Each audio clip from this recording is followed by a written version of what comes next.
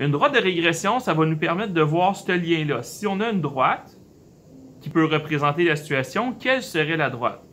Parce que où est-ce que je mets la droite? Est-ce que je la mets comme ça, comme ça, comme ça, comme ça? Donc, si notre situation peut être représentée par une droite, je peux faire une droite de régression, que ça s'appelle. C'est une droite qui s'ajuste le mieux à l'ensemble des points. On va voir deux méthodes en CST secondaire 4 pour calculer une telle droite. Il y en existe d'autres. Dans Excel, entre autres, ils utilisent une méthode beaucoup plus précise. Nous, on va utiliser une méthode quand même de base. Donc, j'ai mes points ici. Et première chose que je dois faire, c'est utiliser les étapes qui sont indiquées ici.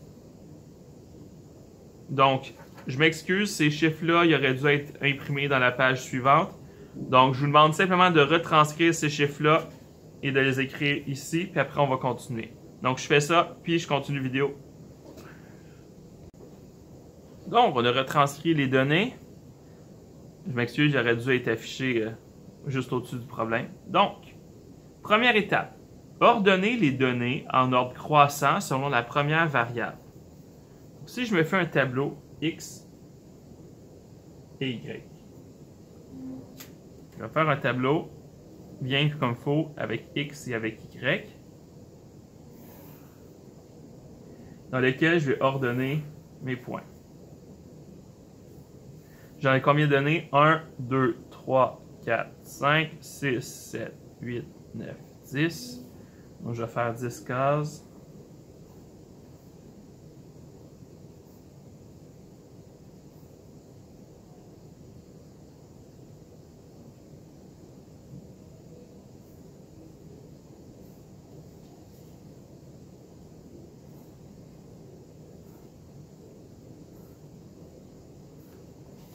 J'ai eu 1, 2, 3, 4, 5, 6, 7, 8, 9, 10 cases.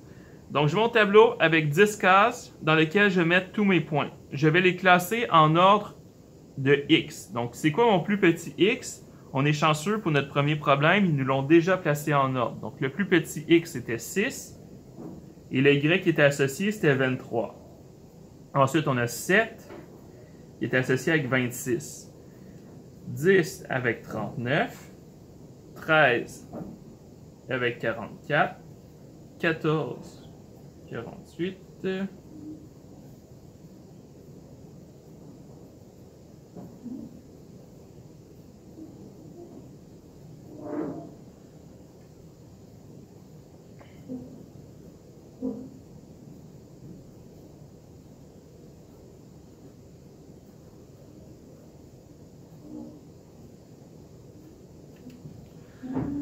donc, je répète ce que j'ai fait. J'ai pris les points et je les ai classés en ordre croissant de X. Est-ce que le Y, c'est toujours en ordre croissant? Pas du tout. Regardez. Ça monte. 55, ça redescend, ça monte. Donc, c'est pas automatique que le Y va être en ordre croissant aussi. Je vous laisse l'écrire. Faites pause sur la vidéo si vous avez besoin. On continue ensuite.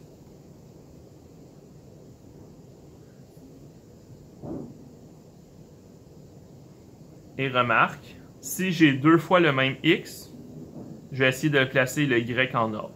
Ça, c'est juste quand j'ai deux fois le même X. Ensuite, partager en deux groupes comportant le même nombre de données. Et là, il y a une remarque, voir le tableau suivant. C'est pour le nombre de données impaires. Donc, si j'avais un nombre de données impaires, vous avez la remarque ici qui est importante. Nous, on n'a pas un nombre de données impaires. Donc, on va tout simplement le séparer en deux. Donc, partager en deux groupes. Donc, si je sépare ça en deux groupes, j'ai 10 données, je sépare ça en deux. Ça veut dire qu'il va être séparé comme ça. OK, je vais avoir le groupe de gauche avec 5 données, le groupe de droite avec 5 données. Donc, l'étape 2, c'était séparé en deux groupes. C'est ce que j'ai fait. Définir les points P1 et P2 en calculant la moyenne des abscisses et la moyenne des ordonnées. Donc, le X1 de mon point P1, c'est la moyenne des abscisses, X. Ça veut dire que je vais faire 6 plus 7 plus 10 plus 13 plus 14. Et tout ça va être divisé en 5 données.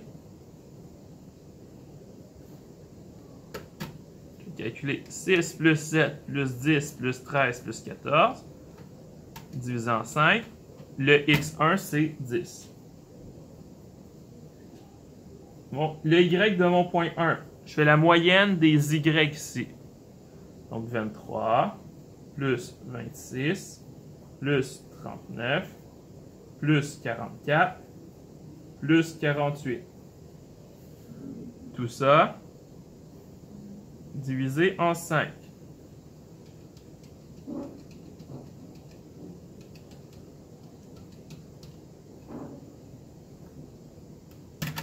Le y1 va me donner 36. Ça veut dire que mon point 1, c'est quoi? C'est le point 10, 36. Je vais faire la même chose pour le deuxième point. Le x du point 2, c'est la moyenne des x ici. Donc 15, plus 18, plus 19, plus 23, plus 25. Tout ça va être divisé en 5 données. Donc, le x du point 2.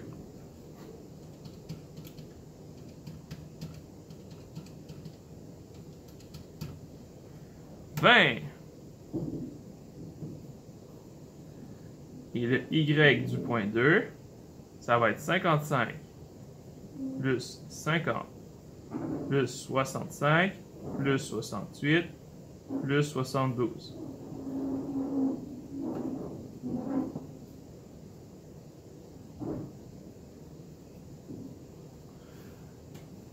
Tout ça divisé en 5.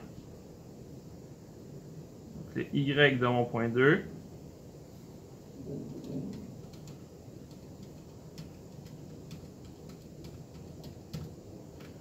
« 62. »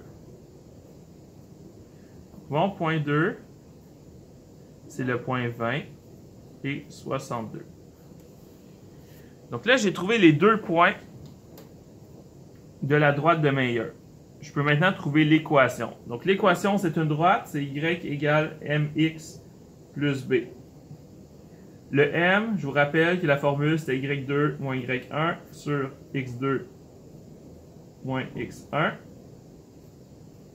Donc dans ce cas-ci, y2, c'est 62, moins 36, sur 20, moins 10. Parce que ma droite de Mayer, c'est la droite qui passe par les deux points que j'ai trouvés ici.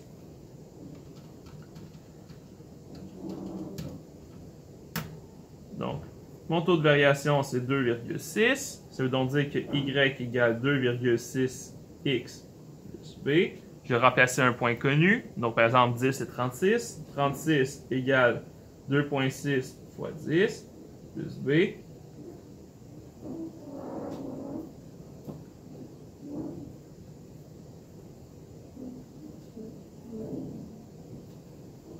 « 10 égale B. » Donc, ça veut dire que ma règle, c'est quoi?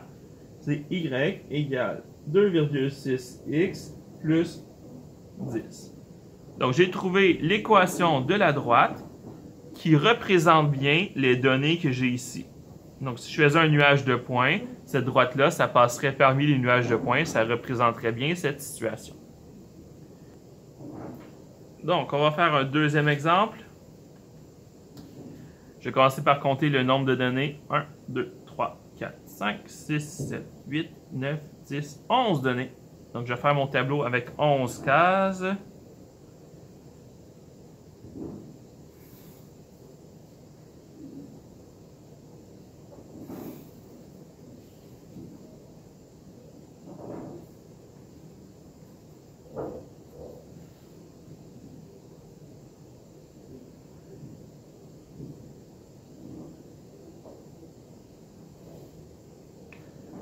Donc, 1, 2,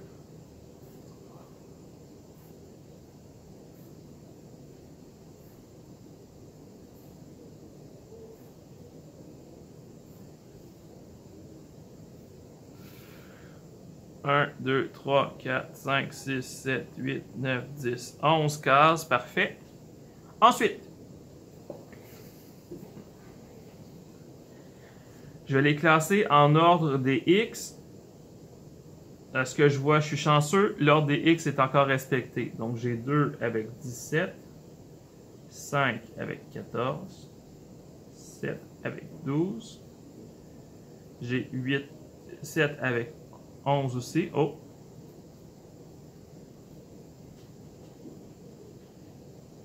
Donc, comme il y a 2 fois le même X, je vais mettre 7 avec 11 en premier et 7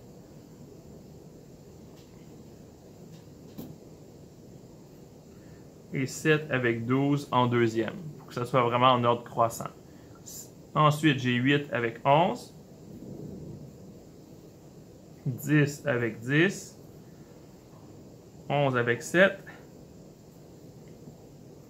13 avec 6, 16 avec 7, 18 avec 7 aussi, et 22 avec 5. Très important, si vous ne placez pas en ordre croissant de X, ça ne va pas fonctionner. Donc, les méthodes qu'on voit pour les droites de régression, ça ne fonctionne que si on respecte toutes les règles, toutes les étapes, une après l'autre. Très important. Partagez le groupe en deux groupes comportant le même nombre de données. 11 divisé en 2, ça donne un groupe de 5, un groupe de 5, puis genre une donnée tout seul. Fait que ce que je vais faire, 1, 2, 3, 4, 5. Je vais le voir comme ça, OK? Ma donnée centrale, elle va être dans les deux groupes en même temps. Donc, au lieu de dire que j'ai un groupe de 5 peut une donnée oubliée, c'est triste d'oublier quelqu'un. Donc, on va avoir deux groupes de 6 données, en fait. Je vais avoir le groupe ici avec 6 données. Je vais avoir le groupe ici avec 6 données. On va avoir deux groupes de 6 données. Ensuite, on va faire la moyenne des X. Donc, X1, ça va donner 2 plus 5, plus 7, plus 7, plus 8, plus 10. Donc, j'ai 6 données. Je divise en 6. Donc, mon X1, 2 plus 5, plus 7, plus 7, plus 8, plus 10. J'obtiens 6,5. Et mon Y1, 17 plus 14 plus 11 plus 12 plus 11 plus 10.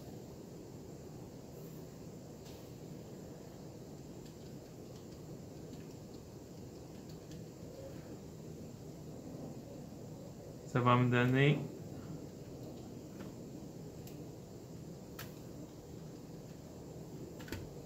que mon Y1, c'est 12,5.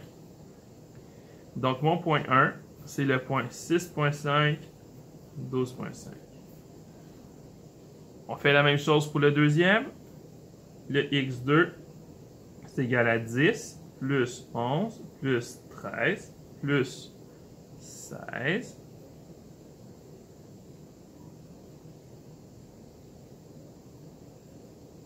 plus 18, plus 22.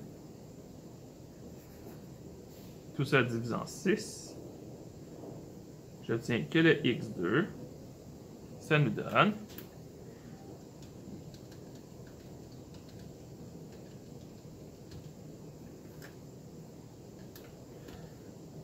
un X2 de 15. Et le Y2, 10 plus 7 plus 6 plus 7 plus 7 plus 5.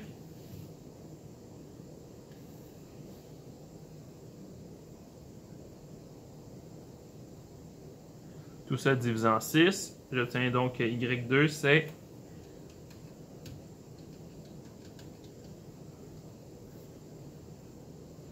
7. Mon point 2, j'ai le point 2 qui est 15 et 7. Finalement, j'ai mes deux points. de la droite de Mayer, je peux trouver l'équation y égale mx plus b. M, c'est le taux de variation. Donc, y2 moins y1 sur x2 moins x1, ça donne 7 moins 12,5 sur 15 moins 6,5.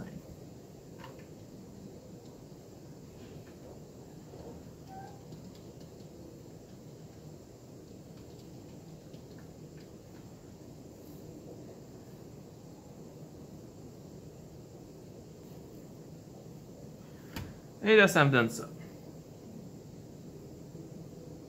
Et là, il y en a peut-être qui disent, mais là, voyons non, c'est impossible, pourquoi ce serait ça? Bien oui, c'est possible parce que c'est une droite qui essaie d'approximer tout ça en même temps. Donc, c'est bien possible que le taux de variation ne se donne pas un nombre entier, puis c'est pas grave. Là, j'ai gardé vraiment plein de décimales pour être ultra précis, mais on aurait pu arrondir aussi. Et donc ensuite, comment je fais pour trouver le b? Je vais remplacer un point. Donc, y égale moins 0.647058 x plus b. Si je remplace le point 7 et 15,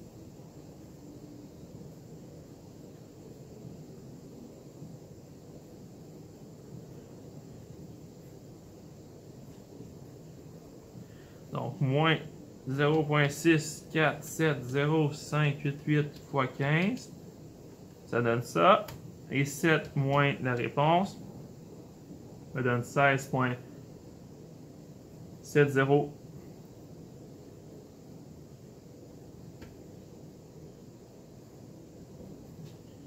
Donc, ça veut dire que ma y, c'est y égale moins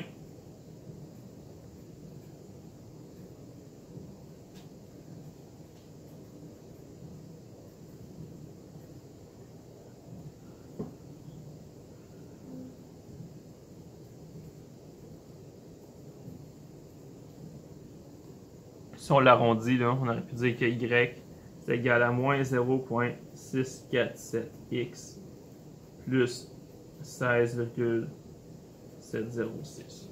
On aurait pu l'arrondir aussi.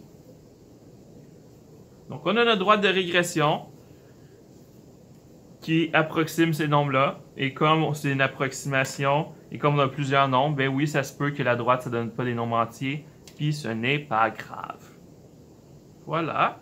J'espère que vous avez apprécié cette vidéo. Dans le prochain, on va faire des exercices.